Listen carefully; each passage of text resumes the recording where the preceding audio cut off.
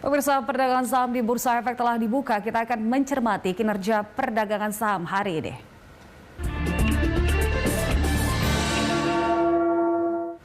Dan untuk mengetahui pergerakan saham hari ini, pemirsa, kita telah terhubung dengan Kepala Riset Praus Capital, ada Bang Alfred Nainggolan. Selamat pagi, Bang Alfred.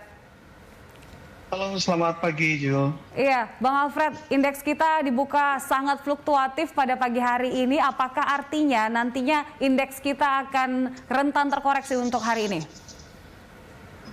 Ya, kalau rentan terkoreksi memang sampai saat ini juga sudah di teritori negatif ya.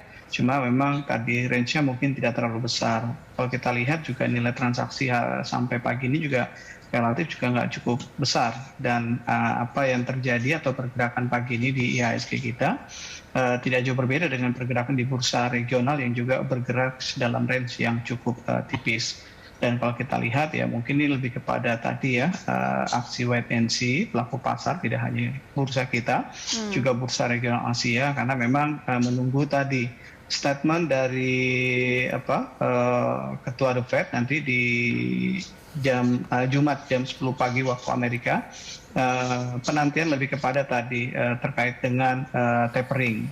Jadi ini yang menjadi penantian kondisinya, dan membuat tadi investor cenderung tidak terlalu begitu agresif dan lebih prefer memang tadi untuk wait and see, untuk menunggu tadi berita besar di akhir pekan. Oke, masih menunggu. Nah, prediksi Anda sendiri untuk Jackson Hole Symposium ini seperti apa, Bang Alfred? Ya, ini memang agak sulit ya, karena kalau melihat tadi historisnya di 2013 memang pernyataan itu keluar memang 6 bulan 7 bulan sebelum dilaksanakannya pelaksanaan tapering sendiri.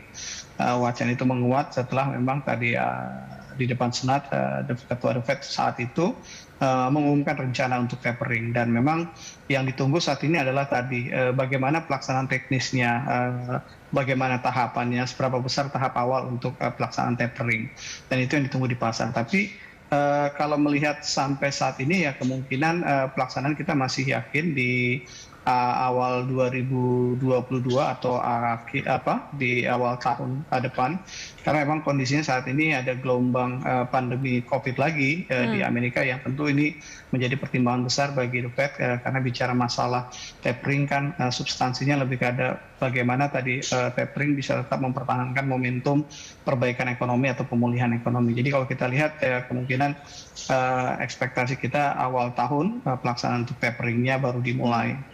Tapi efeknya Anda prediksi akan sama dengan yang di tahun 2013 atau bagaimana, Bang? Ya, kalau efek sepertinya tidak ya. Kalau kita lihat di 2013 terlihat dampaknya juga cukup besar. Bursa kita dalam 3 bulan betul-betul terkoreksi 17%-an.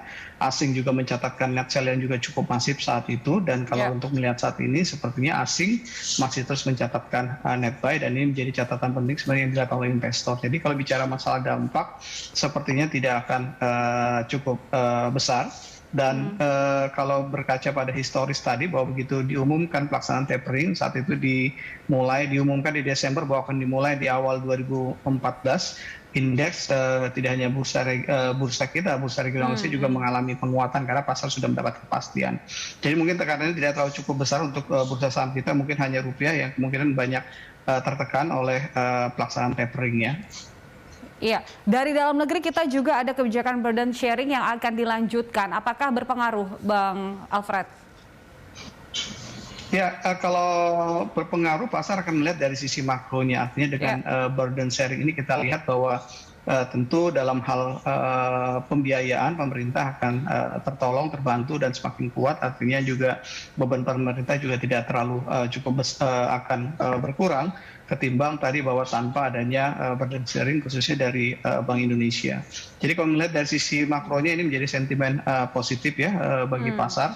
Dan kalau melihat kekuatan pembiayaan kita, sepertinya memang tadi bahwa pasar sudah mulai pelan-pelan melihat bahwa kita bisa akan melewati yang gelombang kedua ini. Bahkan di 2021 ini juga pasar juga mulai optimis bahwa pemerintah juga bisa menyelesaikannya. Ini terlihat dari indeks kita yang saat ini masih kuat di level 6.000. Oke, secara fundamental dalam negeri kita masih cukup kuat. Tapi untuk support kita saat ini di level saat ini seperti apa Bang Alfred? Karena saat ini kita lihat sudah meninggalkan 6.100.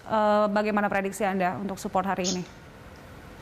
Ya, untuk support hari ini ada di level 6.040 dan kita juga optimis sepertinya karena tadi wait and see ini pasar tidak akan terlalu cukup agresif, jadi mungkin akan kuat di level support itu di 6.040. Sementara kalau kita lihat bahwa potensi pekan depan justru IHSG berpeluang untuk kembali melanjutkan penguatan di level 6.200. Kita melihat beberapa sentimen yang masih cukup kuat, yaitu tadi asing yang masih mencatatkan net buy, rupiah juga yang relatif masih cukup strong. Yang ketiga tadi harga komoditi yang masih cukup solid. Jadi kalau kita lihat bahwa sampai akhir pekan ini kita masih lihat level support kuat di 6.040, berharap tadi bahwa statement The Fed nanti tidak terlalu mengejutkan pasar, sehingga tadi pasar IHSG kita masih punya ruang yang bagus sebenarnya untuk mengalami penguatan dari menuju level psikologis di 6.200 di akhir pekan. Oke. Di pekan depan. Di pekan depan ada potensi untuk rebound. Nah, rekomendasi terbaik untuk para trader untuk saat ini apa Bang Alfred? Ya, tadi karena memang pekan depan kita masih punya ekspektasi positif akan adanya lanjutan penguatan. Kita melihat bahwa mungkin untuk saham-saham yang relatif masih cukup solid ya, mungkin masih bisa menjadi fokus juga pasar. Beberapa emiten yang sudah menyampaikan laporan keuangan dalam beberapa waktu dekat ini punya valuasi yang cukup bagus ya, seperti misalnya grup Sinarmas, Tekim, INKP, ada juga Indofood yang punya performa yang cukup bagus sampai di first half ini. Dan tentu pasar harus melihat bahwa ke depan itu ada tantangan dari sisi tadi tapering. Dan tentu dalam kondisi yang seperti itu kita memang melihat prefer untuk menghindari tadi saham-saham yang di sektor teknologi yang sudah punya kenaikan yang juga cukup signifikan. Tentu tadi potensi dari sisi risk untuk downside-nya juga cukup besar, sehingga pemilihan kita lebih kepada tadi saham-saham yang punya result yang cukup bagus di first half. Oke, saham dengan laporan keuangan yang sudah terbukti saat ini terlihat baik dari sisi laporan keuangannya, Bang Alfred. Terima kasih untuk rekomendasinya pada pagi hari ini, Bang Alfred. Selamat pagi. Ya pemirsa, itu dia Kepala Riset Praus Capital Alfred Nainggolan.